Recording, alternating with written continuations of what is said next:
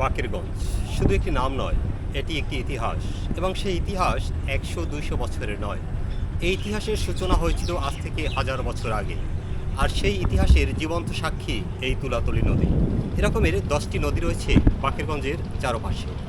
তো বাকেরগঞ্জ বলতে এখন শুধুমাত্র একটি উপজেলায় সীমাবদ্ধ, কিন্তু একসময় এটি উপজেলার মধ্যে সীমাবদ্ধ ছিল না। ব্রিটিশ শাসনামলে এটিকে একটি স্বতন্ত্র জেলা হিসেবে গঠন করা হয়েছিল।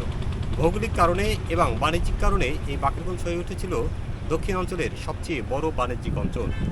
এই যে তুলাতলী নদী দেখছেন, এই তুলাতলী নদীটি বিদেশি বণিকরা জাহাজ নিয়ে আসতো তাদের বাণিজ্য তৈরির জন্য।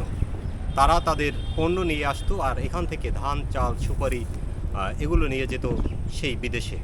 তো সেখান থেকেই বাকেরগঞ্জ বন্দর একটি প্রসিদ্ধ বন্দর হিসেবে পরিচিত ছিল। নদীর ওই পারটা হচ্ছে আমাদের কলসকাঠি।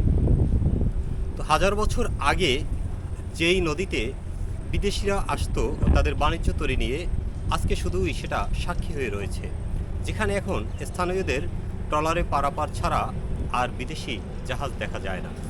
যাই হোক, প্রাকৃতিক সৌন্দর্যের যে হাতছানি, সে হাতছানি এখানে দর্শনার্থীদের বা প্রকৃতি প্রেমীদের হৃদয়ে যে নাড়া দেয় তা এখানে আসলেই আপনারা বুঝতে পারবেন। এই স্পটটি হচ্ছে সাহেবগঞ্জ ভেরিবাঁধ, যেটি ৫ বছর আগেও ছিল একটি জরাজীর্ণ জঙ্গলের মতো, কিন্তু বর্তমানে এই ভেরিবাঁধটির সৌন্দর্যকরণ করা হয়েছে।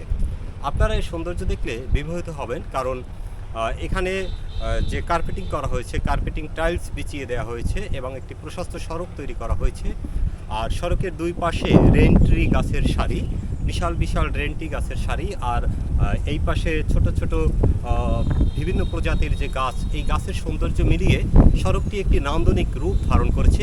পাশাপাশি তুলাতলী নদীর তীর থেকে বা তুলাতলী নদীর অববাহিকা থেকে যে মাতাল করা বাতাস এবং তুলাতলী নদীর স্বচ্ছ জলের যে ঢেউ এবং খেয়া পারাপারের দৃশ্য, সব কিছু মিলিয়ে এক অপার্থিব সৌন্দর্য এখানে ধরা পড়েছে, যে সৌন্দর্য আপনারা এখানে আসলে দেখতে পারবেন এবং সপরিবারে বিকেল টাইমটা আপনি এখানে কাটাতে পারেন। প্রকৃতির সাথে কিছু সময় কাটালে আপনার মনের মধ্যে যত জঞ্জাল সেটা শেষ হয়ে যাবে এবং আপনার শারীরিক মানসিক উন্নতি হবে।